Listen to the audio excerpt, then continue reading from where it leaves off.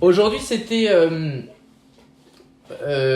Gilbert et moi qui présentions le sujet que je vous avais envoyé sur donc l'épée et le chapeau. On est toujours dans la suite je dirais, du fil conducteur de l'instruction morale que vous avez certainement écouté ou relu. Vous savez qu'on l'a enregistré en lecture afin de l'écouter quand on n'est pas forcément, quand on n'a pas la possibilité de le lire, on peut l'entendre puisque normalement elle est dite, cette instruction morale. Donc je vous invite à retourner sur peut-être la garder proche de vous, cette liste de lecture sur YouTube, qui est toujours un lien privé, comme les vidéos, comme toutes les vidéos. Le lien vers la liste de lecture, qui est en fait la bibliothèque de toutes ces vidéos, est un lien privé. Vous l'avez à partir du moment, je l'ai mis dans le courriel et vous le retrouverez à chaque fois dans le courriel qu'on envoie.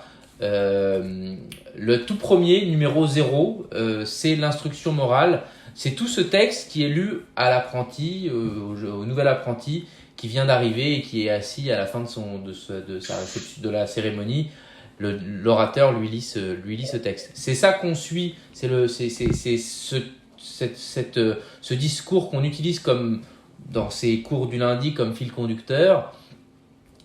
On en est aujourd'hui à le moment d'explication de l'épée et du chapeau. Pourquoi l'épée, pourquoi le chapeau, pourquoi est-ce qu'on les retire, pourquoi est-ce qu'on vous les retire pour vous les rendre à la fin de la cérémonie. Le but est de comprendre à quoi ils servent et pourquoi vous les portez, pourquoi vous portez l'épée, pourquoi on porte tous l'épée, pourquoi vous portez le chapeau mais que vous ne vous couvrez pas de ce chapeau tant que vous n'êtes pas maître, etc., etc. Le but de cette petite partie du rite de la cérémonie et de l'instruction morale est a priori, quand on fait une première lecture, c'est deux éléments qui ont l'air un peu, je dirais peut-être pas anodins, mais deux éléments sur lesquels on a une réponse assez rapide, puisque bon, le chapeau, ça nous l'est dit très clairement, c'est le symbole de l'autorité, et l'épée, le symbole de la force. On n'avait pas besoin de nous le dire, c'est assez facile de s'en douter.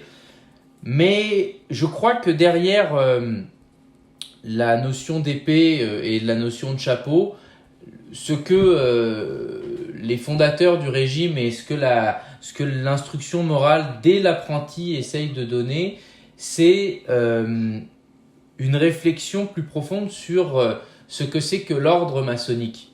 L'ordre maçonnique qui, à l'époque, était en train de se rectifier. Et ça, je crois que l'usage, l'instruction, l'étude et l'usage de la pratique fait qu'on commence à comprendre, sans que ce soit un automatisme auquel on n'a pas réfléchi, c'est l'importance de l'instruction, ça devient des choses systématiques qu'on fait de manière habituelle, ce sont des bonnes habitudes prises et on sait pourquoi on fait les choses, on le fait avec conscience, on connaît l'importance et le but de chaque chose qu'on fait. C'est vrai que c'est pour ça que c'est réservé aux maîtres, aux maîtres, ceux qui maîtrisent, ceux qui font.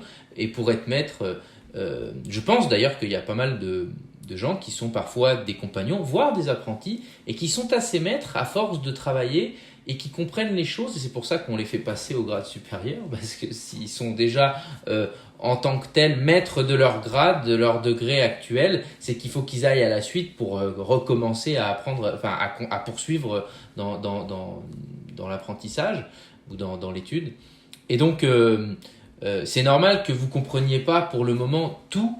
Il faut partir de la base, de l'essentiel, c'est-à-dire du fond des choses. C'est peut-être le plus compliqué, mais il faut partir de là pour remonter comme ça progressivement et toujours réexpliquer avec un peu plus de détails, un peu plus. On commence du général et on va dans le particulier, mais aller du général au particulier, ça veut dire commencer par le fond des choses et ensuite on continue dans le fond des choses.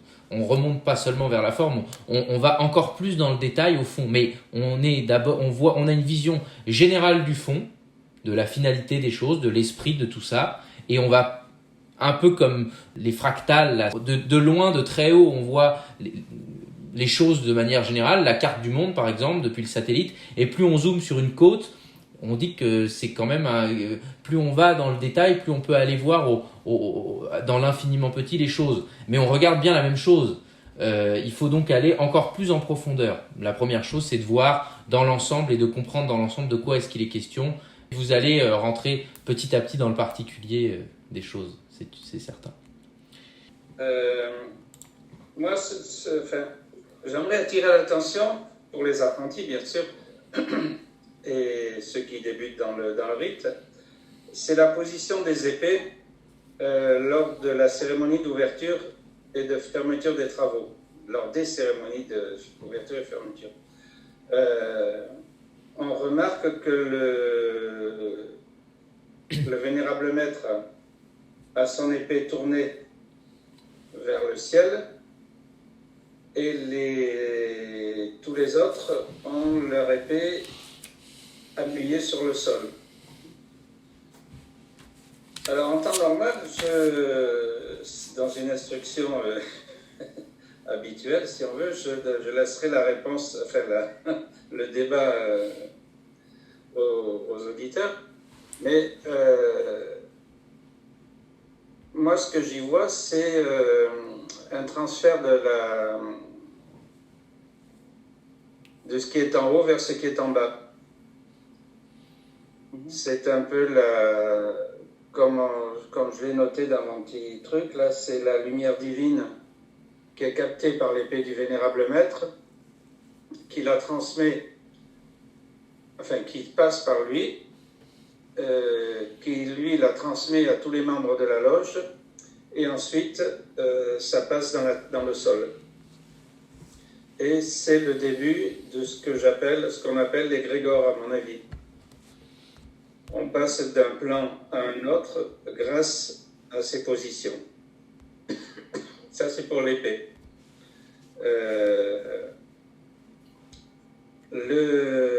On remarquera que le Vénérable Maître garde toujours son chapeau sur la tête, sauf pour la prière. Ça montre l'importance du chapeau. C'est aussi, c'est ce que j'avais noté, le point le plus élevé du corps et le plus proche du ciel. Donc ce sont des points sur lesquels on peut réfléchir. L'épée est comme le capteur, on va dire, de la lumière divine. Il y a un passage que j'essaye de retrouver qui explique pourquoi l'épée est posée, alors pas à l'horizon, pas à la verticale cette fois, mais à l'horizontale au moment du serment. L'épée du Vénérable Maître est posée sur la Bible. L'évangile est la loi du maçon qu'il doit sans cesse méditer et suivre. L'épée qui était posée dessus signifie la force de la foi en la parole de la vérité sans laquelle la loi seule ne saurait conduire le maçon à la vraie lumière. Il y aura une partie de l'instruction sur ce que c'est que la loi, je crois. Plus j'y pense, plus je pense que ça va être un élément et même le sujet d'une planche, quelque chose en loge. Mais c'est bien effectivement la force de la foi. C'est intéressant de voir comment l'instruction en parle. Même si elle est posée à l'horizontale, elle est comme, disons, chargée par... Gilbert le dit très bien, par la lumière divine. Et le fait qu'elle soit mise à l'horizontale, à la verticale, à l'Orient pointant vers le haut et à l'Occident, partout à l'Occident, incluant les officiers en passant, c'est-à-dire notamment secrétaires et trésoriers qui sont non pas à l'Orient mais qui sont dans la partie occidentale du temple, eux pointent vers le bas, ce qui fait la liaison. Et beaucoup de frères et sœurs défendent cette lecture, d'ailleurs, cette interprétation, qui fait la liaison entre le haut et le bas, entre le terrestre et le céleste. En fait, on le retrouve en alchimie, parce qu'en fait, en alchimie, ça forme, le tout forme l'étoile à 6 branches. En alchimie, le triangle vers le bas, c'est la terre, et le triangle vers le haut, c'est le ciel. Et puis par rapport, pour rester dans la tradition hébraïque, la kippa, en fait, c'est simplement pour protéger la tête. Est-ce que c'est par là que vient la lumière divine? Cette épée, elle est vers le haut et vers le bas, elle est aussi horizontale, donc à d'autres moments, notamment quand le frère, le tout jeune candidat va voir pour la première fois la lumière, avec un bref rayon, là, les épées sont pointées vers lui. Donc là, c'est vraiment le symbole, selon moi, mais pas que selon moi, de ce que j'ai pu lire, et ça me rejoint bien. Je participe vraiment à cette analyse. C'est bien évidemment la justice des hommes à ce moment-là, c'est-à-dire qu'on est dans l'horizontalité complète, et c'est pour ça que c'est important que ça soit fait, que ça soit bien fait au niveau de la cérémonie, parce que ça marque, même si on dit toujours un peu bêtement, je trouve, ou un peu hâtivement, que le candidat ne voit rien. C'est pas si vrai que ça, sinon on ferait n'importe quoi, il n'y aurait plus besoin de faire rien. On veut faire les choses le mieux, parce que quand même s'il ne le voit pas, quand il va l'analyser, il va s'en souvenir, et ça va marquer. Donc ça a marqué. Je pense que c'est important de faire bien les choses. Donc on est au niveau horizontal, ces épées marquent l'horizontalité de temps en temps. Bien évidemment, très souvent, elles marquent la verticalité. Et je voudrais dire la foi, la force de la foi, c'est la force de la confiance. La foi, on met souvent un synonyme à croyance. Or, foi, ça veut dire confiance. C'est pas tout à fait pareil.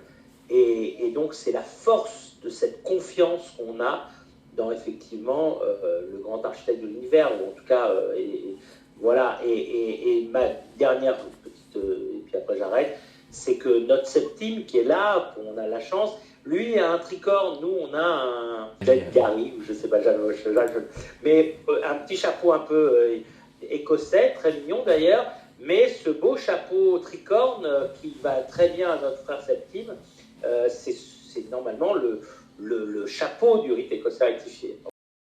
Un petit complément sur ce que disait Antoine.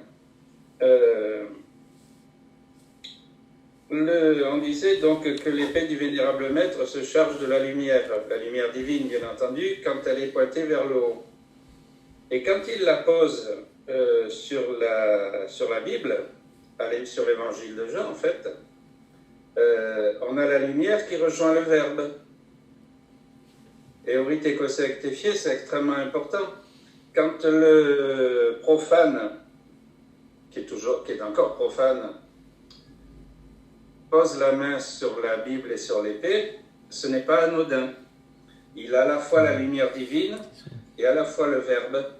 Et c'est la raison pour laquelle, justement, tout le monde a l'épée pointée vers le haut, sauf le vénérable maître, qui, lui, la laisse sur la Bible. Ce n'est pas une erreur.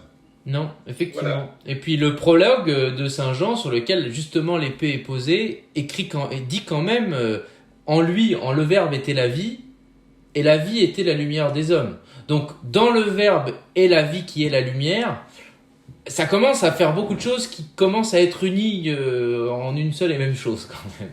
Donc le prologue de Jean est d'ailleurs... on dit souvent qu'il est très ésotérique, et c'est vrai, il est très ésotérique, mais quand on commence à le comprendre, et finalement, il n'est pas si au sens figuré que ça. Vous pourrez peut-être le lire à l'occasion, et le lire de manière vraiment le plus littérale possible, dans une traduction qui est un peu... justement, dans une traduction littérale, par exemple, la traduction... il y a une traduction de la Bible qui est assez j'aime bien, qui s'appelle la Bible du semeur, en référence à la parabole du semeur, mais la Bible du semeur, ou la Bible parole de vie, c'est une traduction très modernisée, très pour nous, dans notre langage d'aujourd'hui, ce qui fait qu'on peut lire les choses au premier degré, je dirais, attention quand je dis au premier degré, c'est-à-dire sans chercher d'interprétation alambiquée, et parfois les choses font du sens, pas toujours, mais parfois les choses font du sens dès la première, dans le sens premier. On cherche des explications, c'est vrai, il y a des explications derrière les lignes, mais en fait elles étaient devant les lignes, c'est juste qu'on ne savait pas forcément, elles étaient au premier degré, au premier plan, simplement on les voyait pas forcément. C'est intéressant de relire, et plus on la relit et plus on essaie de la lire au premier plan, on voit des choses qu'on n'avait pas vues, des relations, des interprétations qu'on n'avait pas vues peut-être plus tôt. Bon, je vous propose d'entrer dans le sujet. Enfin, on est rentré dans le sujet, mais je vais faire comme maintenant vous êtes habitués, cette petite partie de présentation. J'ai été beaucoup aidé par Gilbert qui m'a envoyé pas mal de recherches qu'il a fait, puisqu'il avait déjà plusieurs fois travaillé sur le sujet. Je vous invite à continuer d'ailleurs à avoir des réflexions, que ce soit les apprentis, les compagnons, il n'y en a pas là, mais les maîtres, toute votre vie, c'est important de continuer à chercher, perfectionner la compréhension qu'on a pour mieux la transmettre. Ce que je dis n'est pas la vérité absolue. Je m'efforce de vous donner une analyse la plus, non pas objective, mais la plus sérieuse qui soit. Ça manque encore de sérieux et on va continuer à rendre les choses sérieuses sans se prendre au sérieux, entendons-nous, mais en essayant de donner le plus de sérieux possible à cet enseignement qui n'est pas le mien, mais que j'ai reçu et que j'essaye de transmettre du mieux que je peux. Donc l'épée d'abord et le chapeau ensuite, ou en tout cas on va traiter les deux sujets l'un à côté de l'autre. Qu'est-ce que c'est que l'épée ? Je l'ai dit tout à l'heure, l'épée c'est le symbole de la force, pour faire simple, et le chapeau celui de l'autorité, pour résumer en une phrase ce que ça représente. La force brute, la force, que ce soit la force de l'esprit ou la force du corps, c'est une faculté qui est innée en l'homme, dans le sens où on parle parfois, vous savez, de la loi du plus fort. Celui qui est fort et qui est armé d'une épée, par définition, c'est lui qui fait la loi. C'est lui qui décide. Dans un état de sauvage, dans un état de nature, c'est celui qui est le plus fort qui décide. Et sans sagesse, il y a de fortes chances que l'homme armé, quand je dis il y a de fortes chances, la vie quotidienne nous prouve que sans sagesse, l'homme armé fait la plupart du temps, quasiment systématiquement, un mauvais usage de son arme, de ses facultés. Les armes étant des extensions de ses facultés physiques. Pourquoi est-ce qu'on retire donc l'épée au futur apprenti candidat qui a cette épée avant, qu'il en est symboliquement aujourd'hui, on n'est plus propriétaire d'une épée, on n'est plus propriétaire d'un chapeau, d'une casquette éventuellement, mais on n'est pas dans la vie courante, dans la vie civile profane propriétaire d'une épée et d'un chapeau. Mais au XVIIIe siècle, on était, pour la plupart des gens, pas tous, propriétaire d'une épée et propriétaire d'un chapeau. Et c'était la noblesse qui était propriétaire, qui possédait ces choses-là, et c'est comme ça qu'on distinguait.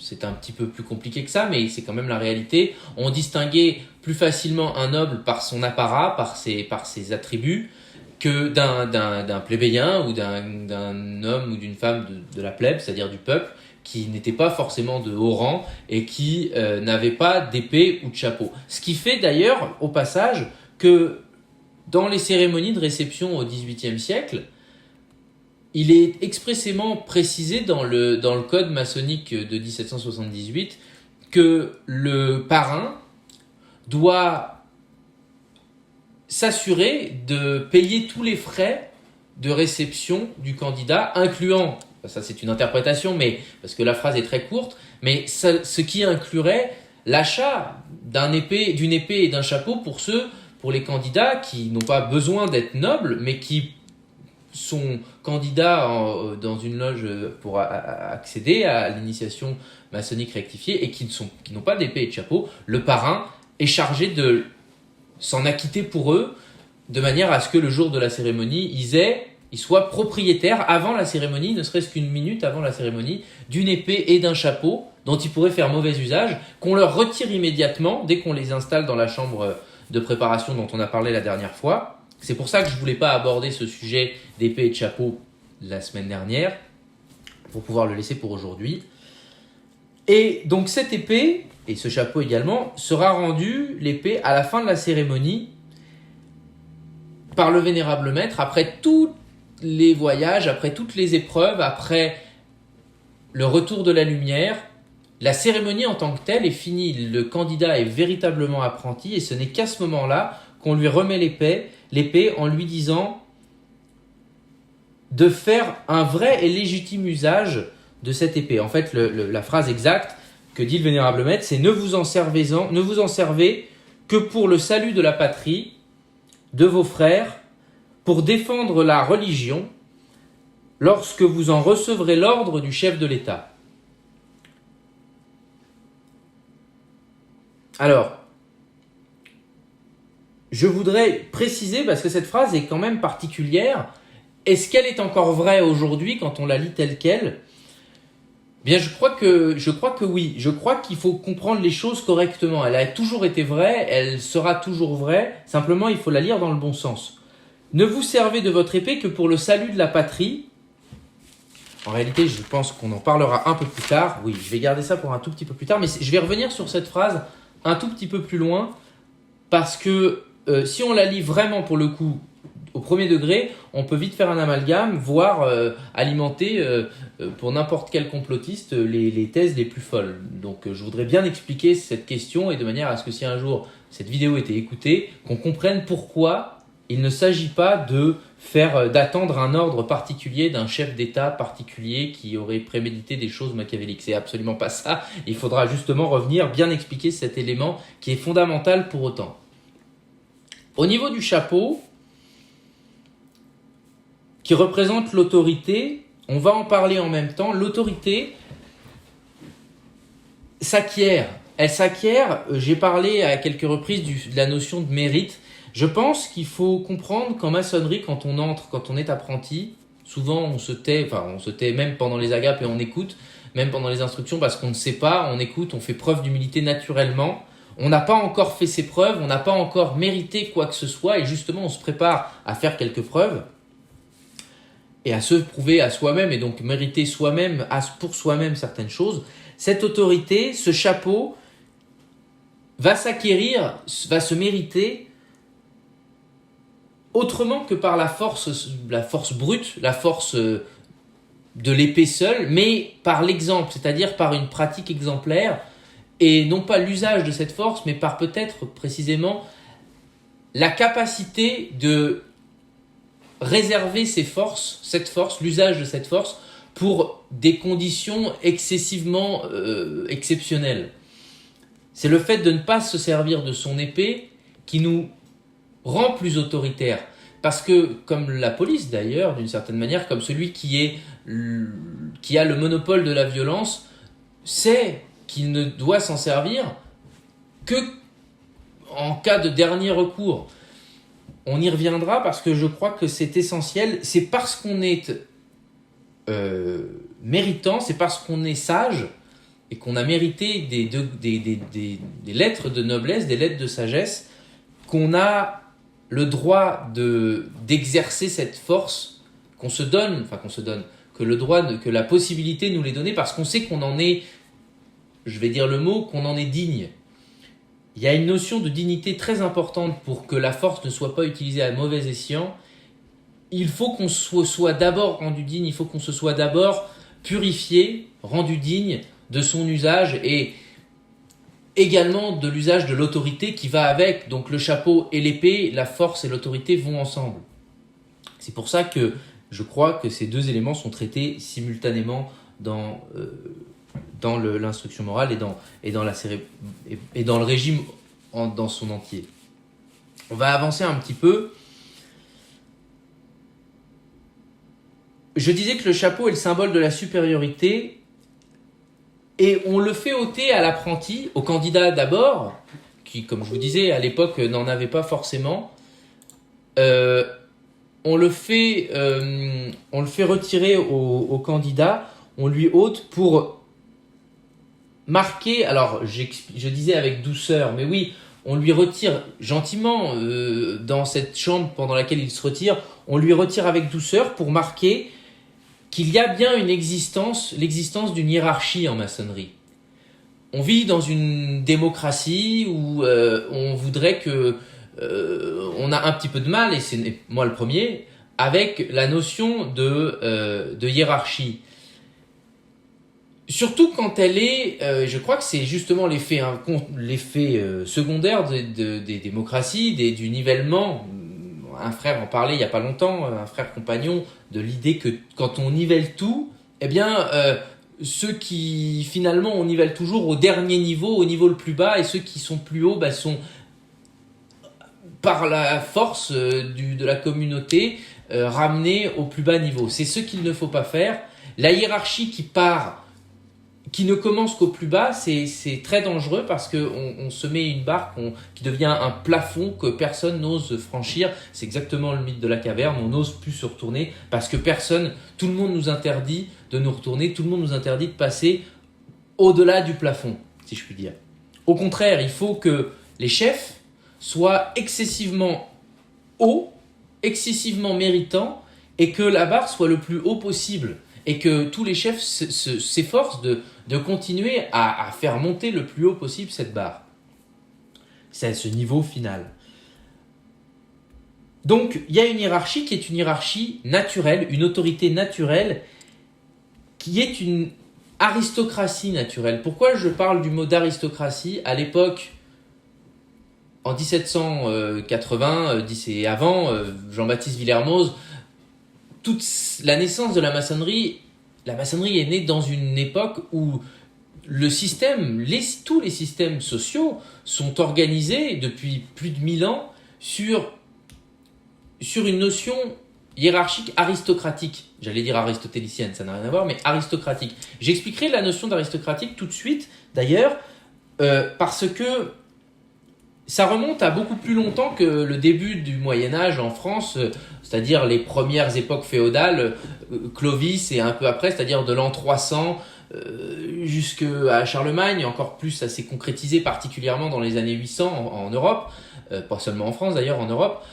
La notion de féodalité, c'est très important parce que ça veut dire quoi ? Ça veut dire qu'on voue une allégeance à un seigneur qui nous est supérieur. On est seigneur soi-même de quelqu'un en dessous. C'est une vraie structure en pyramide, en hiérarchie. Il y a tout en haut de la pyramide, et c'est pas du tout secret, c'est pas du tout des sociétés secrètes pyramidales comme on veut les fantasmer aujourd'hui. Non, le système féodal, c'est que tout en haut, il y a le roi, le souverain par excellence, c'est-à-dire celui qui est chargé. Les monarchies, encore aujourd'hui, c'est très symbolique, mais en Angleterre, la monarchie anglaise, c'est bien celui qui est le chef, le dux, le princeps, c'est-à-dire le princeps, le premier. Au-dessus, il n'y a plus que Dieu, il n'y a plus rien, autrement dit.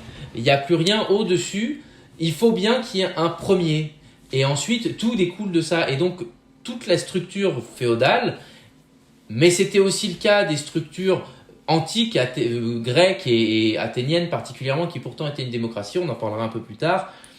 Il y a une notion d'organisation, on voue une allégeance à celui juste au-dessus, qui voue une allégeance à celui juste au-dessus, et tout en haut, chacun de ces grades, d'une certaine manière, chacun de ces paliers sont vérifiés dans leur pureté, dans leur vertu, par... Et c'est le problème du féodal, c'est qu'à un moment donné, comme tout système, comme le nôtre d'ailleurs, ce système, s'il n'est pas régulièrement vérifié, peut avoir des loups, des destructeurs, des usurpateurs, voire carrément des saboteurs. Et il faut s'en méfier, il faut en être conscient pour être vigilant, ce qui fait que des maîtres, ou des souverains, bref, des chefs, ensemble, continuellement, soient garants de ces vertus dont on parle régulièrement. C'est pour ça qu'on parle des vertus dès le grade d'apprenti, dès bien avant même être reçu, parce que celui qui ne serait pas prêt à pratiquer entièrement ces vertus et de tout sacrifier pour elles, d'une certaine manière, ne peuvent pas entrer dans cet ordre, puisque le principe de l'ordre, c'est précisément, ce qui fait qu'il tient, et qu'il continue à vivre, c'est parce que une loi d'amour, une loi de concorde au moins, si ce n'est pas d'amour pur, mais de concorde, permet que les choses se fassent. C'est très temporel pour le coup. On parle moins aujourd'hui de spiritualité qu'on en parlait, mais c'est une nécessité absolue, c'est très politique, mais c'est une nécessité absolue parce que sans ça, on n'a pas de garantie d'une espèce soit de dictature, soit d'interdiction, soit de destruction naturelle de ce cadre qui nous permet de pratiquer précisément la spiritualité comme on la conçoit, comme on la pratique chez nous, en toute tolérance par ailleurs de toutes les autres. Je continue, ou plus exactement, je précise la notion d'aristocratie au niveau étymologique. Parce qu'aristocratie, comme je vous dis, c'est un mot qui est grec, enfin ça provient du grec, de aristos, qui veut dire excellence, c'est-à-dire aussi traduit par mérite. On parlait souvent du mérite, mais aristos, ça veut dire celui qui mérite, celui qui a fait ses preuves, celui qui est excellent, enfin non pas qui est parfait, qui n'est pas dans la perfection, mais qui est dans l'excellence, qui est dans la recherche de l'amélioration constante, c'est-à-dire dans une recherche de l'excellence, et qui a fait déjà certaines preuves de ce mérite. Et Kratos, Kratos c'est le pouvoir. Donc en fait, on donne l'aristocratie, le système politique de l'aristocratie, quand il est vraiment noble, quand il est vraiment sincère, quand il est vraiment bien efficace, c'est quand on donne réellement le pouvoir à ceux qui en ont fait les preuves. Les chevaliers, puisque c'est de ça qu'il s'agit, les chevaliers de l'ost de Charlemagne, c'est-à-dire de la cour de ces premières périodes féodales, étaient tous des gens qui avaient fait leurs preuves. Alors à l'époque, leurs preuves dans les armes, c'est-à-dire au combat, mais pas seulement au combat, dans justement la maîtrise, dans la défense de la nation, la défense de la patrie, la défense de l'empire de l'époque, mais il y avait une vraie notion de patrie qu'il y a encore aujourd'hui, une patrie qui est je reviendrai sur la notion de patrie un petit peu plus tard, mais il s'agissait déjà de chevalerie, et c'est pas pour rien qu'on ait un rite dit chevaleresque, et que dès le début, vous avez une épée, on a un chapeau. La finalité est de rentrer dans cet ordre. On y rentre dès le départ, mais la finalité est de nous accomplir dans un ordre qui est un ordre maçonnique et chevaleresque. Pas l'un ou l'autre, les deux à la fois. Pas seulement quand on est écuyer novice ou chevalier bienfaisant de la Cité Sainte, parce que tout d'un coup on a reçu ces titres, mais dès le début de l'apprentissage, on doit s'efforcer d'être chevalier, même si on ne l'est pas encore parfaitement, mais on doit s'efforcer d'agir en chevalier, d'agir le mieux qu'on peut, de faire au mieux. Et petit à petit, par la pratique, par la force de l'expérience, du travail, on peut espérer être de plus en plus proche de l'idéal de chevalerie, de l'idéal de ce que doit être un chevalier. C'est important parce qu'on parle trop peu souvent de chevalerie dans les premiers grades, alors que c'est pourtant, par définition, un rite de chevalerie. Il faut revenir à la base, je crois, et il faut expliquer pourquoi ça a été conçu de cette manière-là, et pourquoi ce n'est pas seulement un petit plaisir d'analyse de symboles, la maçonnerie. Les symboles sont là, ils sont essentiels, mais ils ne sont là que pour faire comprendre aux pratiquants de la maçonnerie ce que c'est que la vie maçonnique chevaleresque. Alors, je continue. La force, quand elle est purifiée par la sagesse, comme je le disais tout à l'heure, elle permet à l'homme d'en faire un usage légitime. Et comme je disais, de cette façon de se rendre digne, c'est-à-dire méritant. Que ce que fait l'apprenti comme tout premier travail, le tout premier travail qui est demandé, enfin plus que demandé, qui est offert ou proposé de faire à l'apprenti qui vient de finir ses voyages et qui vient de recevoir qui a fait qui a vaincu, surmonté toutes les épreuves, que ce soit, bonjour mon frère, que ce soit les voyages, que ce soit les voyages et les éléments, que ce soit le sang, que ce soit la lumière, les deux moments de lumière, il est apprenti, enfin, il peut travailler, il peut montrer à toute la loge, faire l'usage, les premières... Bonjour ma gloire, si c'est possible de mettre sur silencieux ton micro, est-ce que ça serait possible ? Merci beaucoup. Donc je disais, il exerce l'apprenti le vénérable maître offre à l'apprenti d'exercer les premières forces qu'il vient d'acquérir. Je précise, les premières forces qu'il vient d'acquérir sur la pierre brute. Vous comprenez, c'est là le premier travail que vous faites, le premier exercice de votre force. C'est essentiel, c'est mis en lien tout de suite, la force de l'épée est mise en lien avec la force du maillet, la force de l'homme, qui a cette faculté de détruire et de construire, de polir sa pierre comme de la détruire, de la briser. C'est à sa liberté, c'est à son choix, soit de travailler à la construire, soit de travailler à la détruire. Ces forces qu'il vient d'acquérir ont pour but de le polir, de polir la pierre, de rendre la pierre plus apte à être utilisée dans le reste de l'édifice, à continuer à polir les outils des futurs. Enfin, je mets ça entre parenthèses parce que c'est un sujet pour une prochaine fois, mais vous comprenez le lien entre la force et ce premier travail de l'apprenti sur la pierre brute. En prouvant qu'il connaît l'usage légitime de sa force, quand je dis l'usage, je précise l'usage légitime de sa force, l'apprenti prouve qu'il est digne, symboliquement qu'il est en train de se rendre digne et qu'il est suffisamment méritant de faire usage de cette force. Parce qu'il a été purifié par les métaux, purifié par les éléments et notamment, surtout après, par son serment, le sang et la lumière qui lui est rendue. Bref, par l'ensemble de la cérémonie, pour faire simple.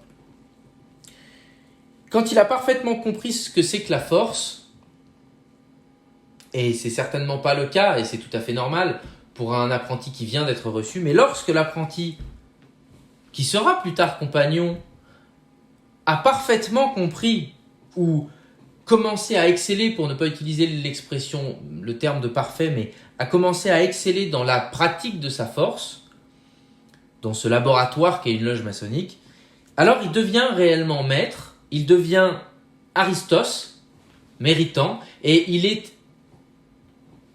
reçu dans les classes supérieures, il est naturellement reçu dans les classes supérieures. Et c'est important parce que en pratiquant bien tout cet ensemble d'éléments dont on parle depuis le début de ces instructions, mais en pratiquant bien dans son ensemble l'enseignement maçonnique, en théorie et en pratique,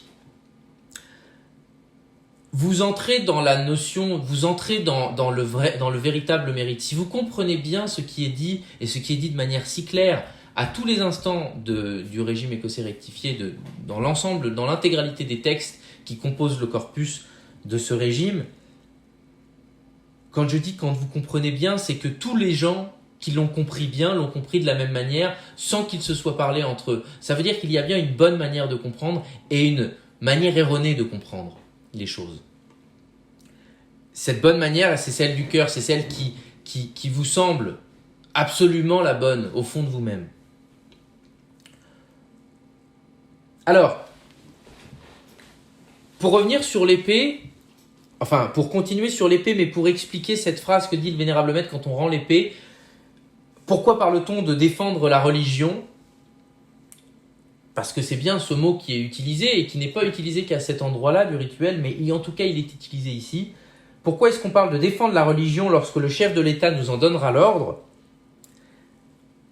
Bien, comme je disais, il y a une lecture au premier niveau qui est de dire qu'il ne faut pas faire d'usage de la force sans qu'on en reçoive un ordre officiel. C'est une lecture très militaire qui serait pas complètement fausse, mais disons que effectivement, si on était appelé au devoir militaire de défendre notre patrie, de défendre notre religion à l'époque, puisque bon, c'est vrai qu'au XVIIIe siècle, tout était organisé avant la Révolution française, tout était encore organisé autour du roi et donc de la religion catholique en France à l'époque. Bon, c'est une lecture très à court terme. C'est vrai que cela dit, il faudrait tout de même avoir une réflexion le jour où l'État nous demande de défendre notre patrie. Mais je pense qu'on n'a pas besoin de la franc-maçonnerie pour avoir ce sentiment de patriotisme, la plupart des citoyens canadiens, la plupart des citoyens français, la plupart des citoyens ukrainiens ont naturellement, sans être franc-maçon, l'appel à ce devoir de citoyen.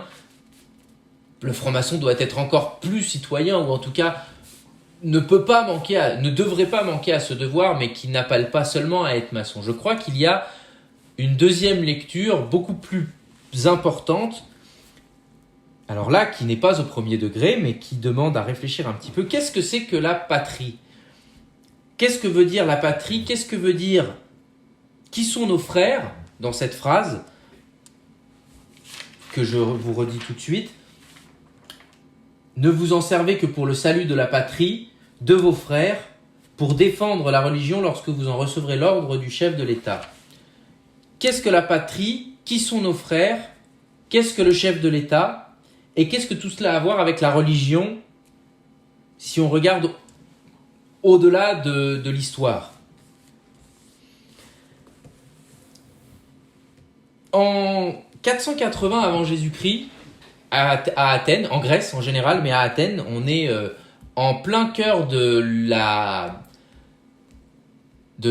l'apogée d'Athènes, au moment où Athènes, qui est une démocratie toute jeune, est assaillie. Alors c'est l'époque, pour vous remettre dans le contexte historique, c'est l'époque de Périclès, c'est l'époque de Empédocle, en tout cas Périclès, c'est l'époque des guerres médiques, de la bataille de Salamine dont on va parler, mais particulièrement de Socrate qui est contemporain de cette époque, et de Platon qui est son disciple, l'un de ses nombreux disciples, et de toute cette époque extrêmement florissante, effervescente de la pensée athénienne, de la pensée du nouveau monde, même si c'est l'Antiquité, mais c'est déjà une pensée très moderne par rapport à tout ce qui s'est fait antérieurement, avant cette époque dans l'Antiquité. Donc Athènes est une jeune démocratie à l'époque, à peine d'une trentaine d'années tout au plus, et les Athéniens, les Grecs sont assaillis dans le Péloponnèse par les Perses, qui sont un empire énorme, peut-être le plus grand empire qui ait jamais été, plus grand encore que l'empire romain ou l'empire d'Alexandre. Et Athènes, qui est une toute petite cité, est assiégée par les Perses en 480 avant Jésus-Christ. Ils s'en vont d'Athènes au Pirée, dans le port qui est à côté. Les Athéniens excellent sur les mers plus que sur la terre. Et pour se défendre, ils décident de déplacer le combat sur mer, et en 480, donc, à Salamine, qui est un petit détroit dans le Péloponnèse, attaque en défense, attaque l'armée perse et gagne contre. C'est un miracle. Pourquoi ? Puisque on parle de 3 navires contre 10. On gagne, on se bat dans cette guerre à 3 contre 10. Athènes s'en sort. Pourquoi ? Alors on peut dire parce que c'est une stratégie militaire tout à fait bien menée, ce qui est vrai, avec des gens extrêmement, des généraux, des chefs extrêmement entraînés, extrêmement aguerris, extrêmement sages, mais pas seulement sages dans la pratique, mais aussi dans la théorie, et notamment dans la théorie politique et spirituelle. Pourquoi les Grecs se battent ? Pourquoi les Athéniens se battent à cette époque-là contre les Perses, qui sont tous une armée d'esclaves ? Les Athéniens se battent pour leur liberté. En fait, ils ne se battent que pour une chose, ils se battent pour la défense de quelque chose. Et on dit souvent un adage populaire qui est de dire la meilleure défense, c'est l'attaque. Je crois que c'est pas du tout vrai. Je crois que la meilleure défense n'est pas du tout l'attaque. La meilleure défense, c'est la défense, c'est-à-dire c'est la connaissance de ce qui est absolument inattaquable, de ce qui est sacré, autrement dit. Les Grecs se battent pour une idée, les Athéniens se battent pour une idée qui est un idéal et qui est celui, pour eux, de la liberté. Ils se battent pour la liberté, pour leur concorde politique, pour leur concorde sociale. Pourquoi ? Pour que, à l'intérieur de cette idée de cité, qui est presque une utopie, la Grèce, l'Athènes de cette époque est presque une utopie réelle, une utopie vivante. Alors, c'est une démocratie au milieu de centaines d'autocraties, de tyrannies et de dictatures. C'est une démocratie qui certes est démocratique parce qu'il y a 300 citoyens qui ont le droit de vote, je fais un peu d'histoire, dans une cité de plusieurs milliers d'habitants, composée essentiellement d'immigrants. Cela dit, encore aujourd'hui, quand on est immigrant dans un pays et qu'on n'a pas la citoyenneté, on n'a pas le droit de vote. On est pourtant bien dans une démocratie. Mais aussi également, à l'époque, de beaucoup d'esclaves. Ce qui aujourd'hui, on le comprend pour plein de raisons, n'est pas envisageable. Cependant, je ne veux pas entrer dans cette explication de l'esclavage dans l'Antiquité, mais aujourd'hui, il y a aussi une forme, disons, d'exploitation. Si c'est pas de l'esclavage, on le sait bien, naturellement, il y a une forme d'exploitation de la main-d'œuvre. Et on a une vision beaucoup plus moderne et beaucoup plus sage que dans le temps, si je puis dire. Donc, cependant, il y a toujours bien cette nécessité d'avoir une production, une main d'œuvre. Et à l'époque, on l'expliquait encore par de la violence peu sage. Aujourd'hui, on a des solutions différentes. Est-ce qu'il n'y a pas encore de l'esclavage ailleurs dans le monde de manière cachée ? Évidemment que si, et c'est quelque chose qui n'est pas tolérable. Je mets le point là-dessus pour continuer, mais il est évident que nos lois interdisent ça, nos lois maçonniques même interdisent ça absolument dans l'esprit. L'asservissement n'est pas envisageable pour entrer en maçonnerie. Je continue donc sur le sujet toujours de l'épée et de ces Grecs. Pourquoi je parle de ces Grecs ? Parce que simplement pour vous faire comprendre que pour nous, si c'est pas la liberté qui est notre idéal, enfin si c'est pas la liberté, ce n'est pas la liberté politique qui est notre idéal. Ça, on le laisse à d'autres, si je puis dire, mais notre idéal est un idéal de liberté spirituelle, de liberté, de paix, autrement dit, plus que de liberté encore. C'est aussi d'ailleurs l'idéal de ces Athéniens. En fait, ils se battent pour la liberté, mais ils se battent pour la paix, pour la liberté dans la paix, pour la possibilité d'être libre dans un état de paix. C'est purement politique, c'est purement social, mais c'est une condition sine qua non pour pouvoir pratiquer dans la concorde et pour pouvoir faire ce que nous faisons, et de manière très concrète, pour pouvoir faire à Québec un temple dans un lieu qui ne nous appartient pas, qu'on loue, qui nous est permis avec une certaine entente au-delà même des lois, mais parce que entre citoyens, entre concitoyens, on respecte la liberté de l'autre, et surtout on s'interdit de faire usage de la force pour un oui, pour un non, simplement parce qu'on l'aurait décrété. Non, on se l'interdit tellement qu'on en oublie parfois qu'on est capable de force, ce qui, ma foi, n'est pas toujours une mauvaise chose. Pour continuer sur la notion de patrie, je voulais juste rappeler d'où vient le mot, encore une fois, du point de vue étymologique, d'où vient le mot patrie. Parce qu'aujourd'hui, on a parfois une définition un peu galvaudée, voire mal vue de la notion de patrie. Quand on est patriotique, on est un peu nationaliste et on est vite dans les extrêmes politiques. Ce n'est pas de ça qu'il s'agit, en tout cas certainement pas dans l'acception du rituel. Quand on parle de patrie, on parle de paternalité. On parle de la source de notre paix. La patrie, c'est ce qui engendre la paix dans laquelle nous vivons. Et elle est fondée, cette paix, cette patrie, elle est fondée et elle est maintenue par nos anciennes générations. Elle a été fondée par des générations ancestrales. Et en fait, depuis bien avant nos sociétés modernes, bien avant l'Ancien Régime en Europe, bien avant même les démocraties grecques, athéniennes, et bien avant tous les systèmes politiques qu'on peut connaître, l'homme a toujours aspiré à de la paix. Il n'y a pas un homme qui, même les plus violents, n'aspirent pas à de la paix. En tout cas, de la paix pour eux. Ils aiment peut-être faire la guerre, le psychopathe veut peut-être tuer, mais pour lui, il veut être en paix et ne pas avoir à être tué lui. ou alors on est dans une approche complètement différente, dans une approche suicidaire. Mais vous comprenez bien que l'humanité saine, tout homme sain, aspire à la paix. Pour tout le reste, pour pouvoir vivre comme il l'entend, je dirais. Et donc, cet état de paix, cette patrie qui nous est transmise depuis, en tout cas ce goût, cet amour pour la paix, ce vœu qu'on a pour la paix, c'est un vœu qui est au fond de nous depuis la nuit des temps, depuis le tout premier homme qui a aspiré à être en sécurité, mais plus qu'en sécurité, en paix, en sécurité des autres bêtes sauvages, mais en paix entre lui-même, et que l'homme ne soit pas un loup pour l'homme. C'est pour ça qu'on a un état, et c'est pour ça qu'on a une notion d'ordre, une notion de patrie.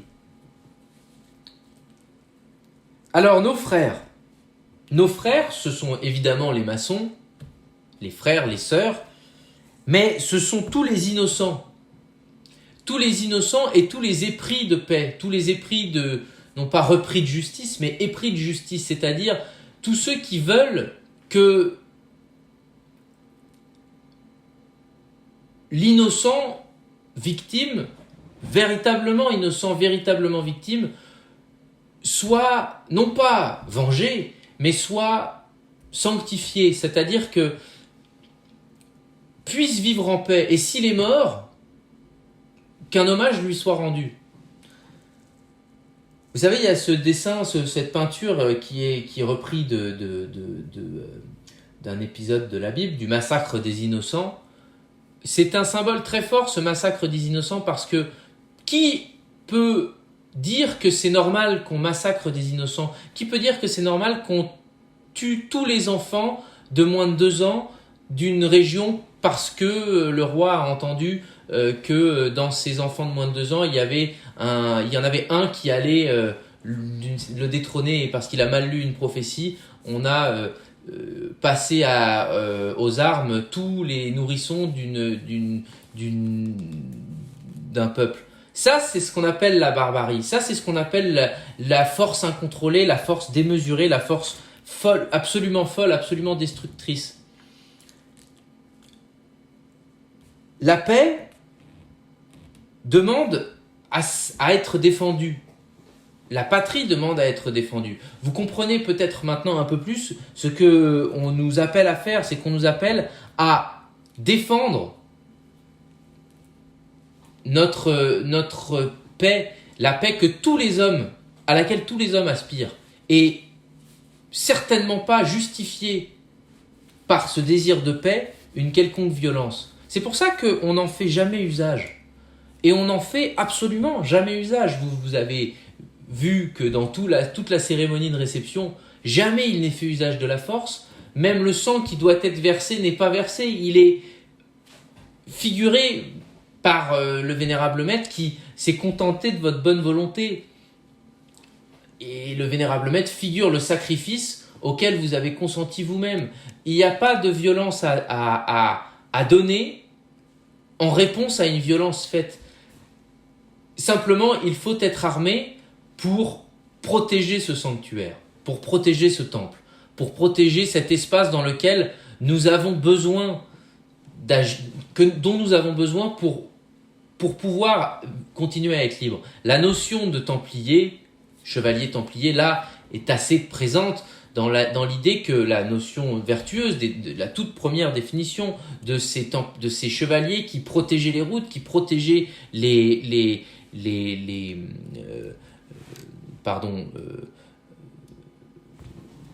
pèlerins, le nom français m'échappait, mais les pèlerins qui partaient de France de Provence jusqu'à Jérusalem. Les chevaliers du temple étaient là c'était donné comme rôle relativement noble, était un ordre de protection, théoriquement, de tout ce chemin, de manière à ce que les pèlerins puissent voyager de Provence jusqu'à Jérusalem, plusieurs semaines, voire mois de marche, afin d'aller se recueillir en Terre Sainte. Voilà à quoi servait, quelle était la première mission des chevaliers. des chevaliers templiers.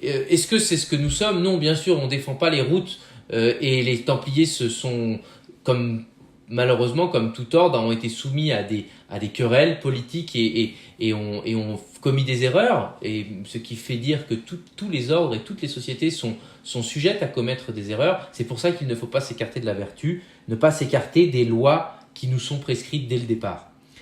Cependant, on doit défendre. Et on doit défendre, si ce n'est par nos épées, certainement pas, mais au moins déjà par notre connaissance de ce qu'est l'ordre. On doit défendre l'ordre. Pour le défendre, il faut le connaître.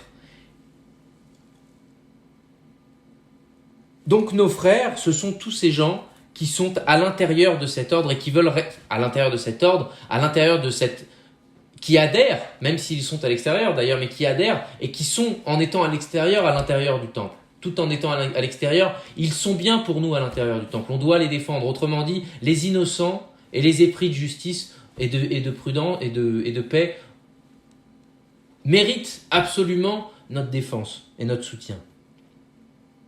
Le chef de la patrie, enfin, le chef de la patrie ou de l'État, comme je le disais, c'est le princeps, c'est le prince. Mais c'est le prince, mais c'est l'idée de paix. C'est l'idéal et la chose que nous partageons publiquement, la chose publique. Ce n'est pas seulement le roi à l'époque.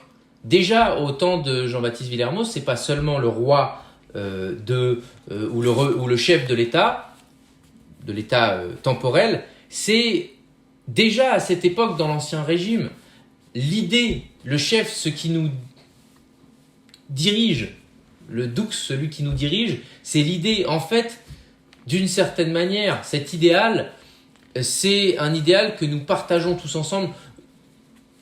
Qu'on veuille parler de divin, qu'on veuille ne pas en parler, c'est une chose que je laisse pour une prochaine fois. Mais ce qu'il y a de certain, c'est que dans cette société maçonnique, il y a bien une chose commune, une chose publique entre nous, et que l'on défend même publiquement. Chose publique, je fais encore un petit peu d'étymologie, mais re public, res publica, c'est ça que ça veut dire. Et déjà, je reviens à Athènes, déjà à Athènes, déjà chez Villermoz, dans l'Ancien Régime, dans toutes ces périodes de l'histoire, et on pourrait en trouver d'autres, il y a eu des sociétés publiques, pourtant monarchiques ou autrement organisées que les sociétés qu'on connaît aujourd'hui, modernes. On a cette notion de république, de choses publiques, de choses à défendre absolument, et qui est en fait cet idéal de paix que nous partageons publiquement, et quand il est mis en danger, seulement quand il est mis en danger, nous pourrions avoir à faire usage de cette force. Mais si on fait usage de cette force, en tant que militaire, évidemment, on n'en fait usage que avec beaucoup, je dirais, un regret terrible. Attention, quand je dis ça, c'est pour dire que rien d'autre que la protection de ce qui est, de cette chose publique qui est, de cette idée de paix, rien d'autre ne justifie l'usage de la force. Et, comme je le précise, cet usage, nous ne le ferions et nous ne pouvons le faire qu'avec une infinie douleur. Tout ce qui nous permet de ne pas en faire usage, toutes les occasions d'éviter, d'où la diplomatie, d'où l'importance de s'exprimer par des mots avant de n'avoir plus qu'un seul et ultime recours. La force n'est qu'un usage ultime que nous regrettons même s'il devient nécessaire. Et c'est vraiment ce qu'on peut voir aujourd'hui, c'est vrai en Ukraine, et c'est probablement ce qui fait que, en espérant que tous ceux qui se battent avec le désir d'arrêter de se battre. Voilà, c'est plus précisément c'est cela. C'est que quand on se bat par dépit, parce qu'on ne peut plus faire autrement que se battre, sinon on meurt et tout meurt et l'avenir meurt et il n'y a plus d'avenir, il devient nécessaire de se battre. Les disciples de Jésus eux-mêmes les disciples étaient armés. À un moment donné, ils sont obligés de s'armer pour leur propre défense, pour la défense de quelque chose d'absolument nécessaire, sans quoi il n'y a plus de vie, sans quoi il n'y a plus d'avenir possible. La parenthèse est close, mais c'est la raison pour laquelle nous avons une épée, simplement pour nous rappeler que nous ne devons jamais nous en servir, autrement dit. La religion, enfin, de quoi est-ce que l'on parle quand on parle de religion ? Eh bien, je crois que la religion est dans cette phrase parce que c'est, je l'ai un peu laissé sous-entendre, la raison de notre désir de paix. Quand je dis la raison de notre désir de paix, c'est définir la religion comme cette pratique, ce fait religieux, cette pratique religieuse, non pas comme une église temporelle politique, non, c'est comme une pratique très modeste, très humble, mais qui a été, depuis la nuit des temps, on en a déjà parlé de temps en temps, de la notion de vraie religion qui naquit le jour ou naquirent les jours. C'est de cela qu'il est question. Et c'est de cela qu'il est toujours question lorsque l'on fait référence à la religion dans notre régime écossais rectifié. Donc, la religion, c'est la raison de notre désir de paix pour pouvoir nous recueillir. Désir de paix pour pratiquer nos cultes. Paix sans laquelle nous ne pouvons pas développer, nous n'avons pas la possibilité de développer ces facultés spirituelles. Nous avons donc besoin de cette paix pour pouvoir explorer et vivre en harmonie et entrer dans la vie divine, dans la vie maçonnique.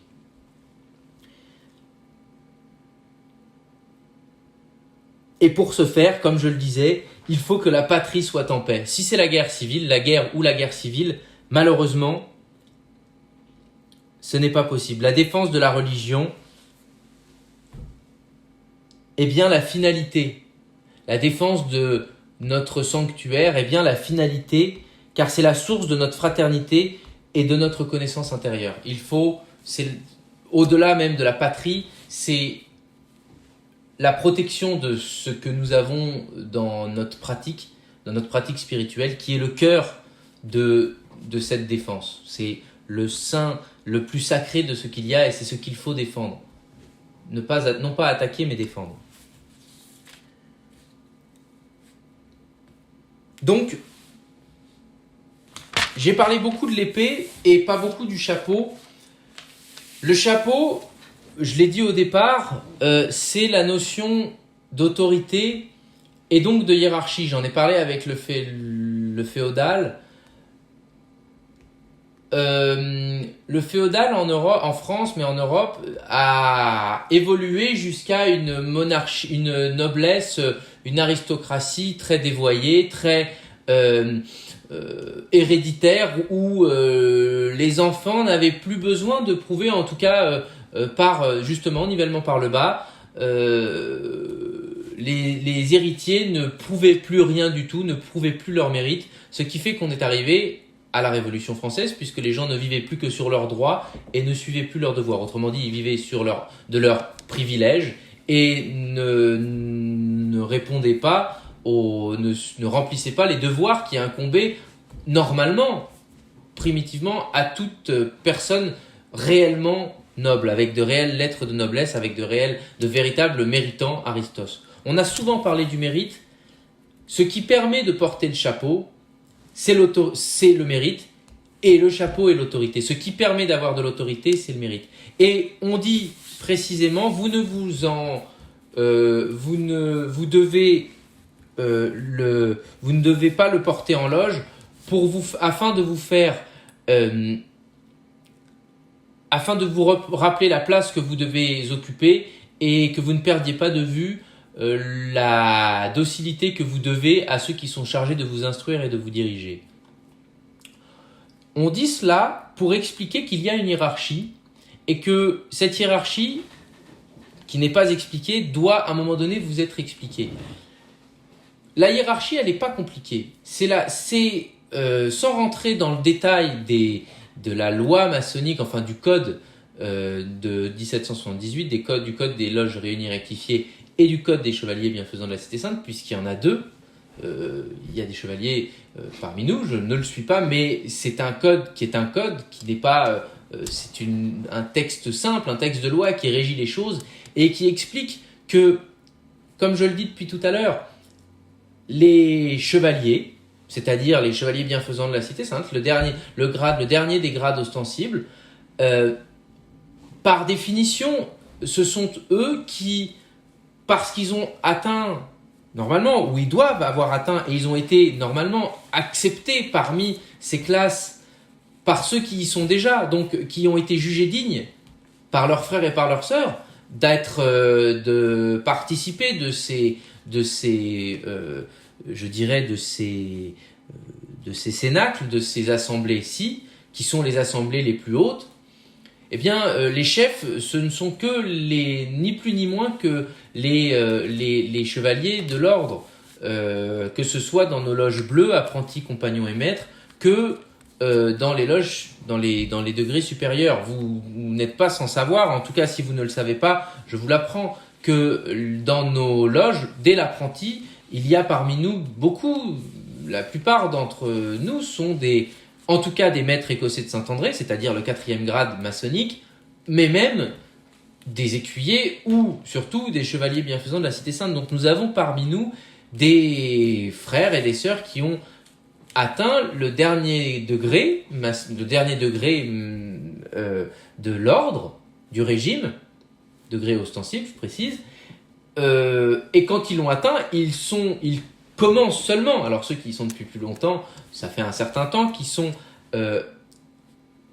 ils ont acquis ces lettres de noblesse, qui sont des lettres de noblesse d'esprit, qui sont des lettres de noblesse d'état, d'être dans notre patrie à nous, dans notre société à nous, maçonnique, mais qui déteint inévitablement et qui doit rayonner inévitablement à l'extérieur de nos temples. Donc voilà pourquoi vous n'avez pas le chapeau sur votre tête pendant les tenues, mais que vous l'avez quand même à la ceinture, à côté de votre épée, parce que,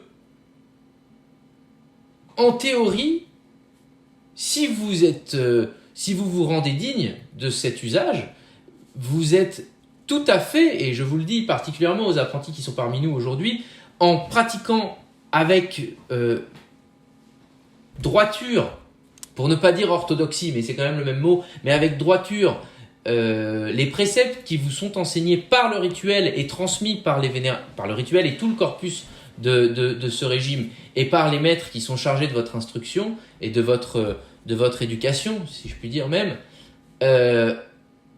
vous ne devez pas désespérer, et même vous devez espérer d'un jour tout à fait légitimement participer de ce haut et saint ordre et diriger, pas seul, mais avec le collège et le support de tous vos frères et sœurs, cet ordre qui a énormément de choses à apporter à l'homme, que ce soit dans la vie quotidienne que dans la vie spirituelle, donc que ce soit dans la vie purement horizontale, simple, de tous les jours, mais ça a beaucoup plus de répercussions que vous ne le croyez, que dans la vie spirituelle, verticale, de mise en communication, de mise en communion avec la notion, avec la vie divine. On parlait de lumière tout à l'heure, mais avec la vie divine, je précise et j'insiste, parce qu'il s'agit bien de cela, avec la vie de l'absolu, avec la vie transcendantale, pour mettre deux choses en parallèle, la vie dans l'être éternel et infini, afin que notre être particulier, nos êtres particuliers, soient en pleine harmonie avec l'être éternel et infini, qui est la bonté, la justice et la vérité même. C'est ce que je voulais dire à propos du chapeau et de l'épée. Je vous souhaite une bonne soirée à tous et je vous dis à la semaine prochaine où nous parlerons des bijoux et des métaux.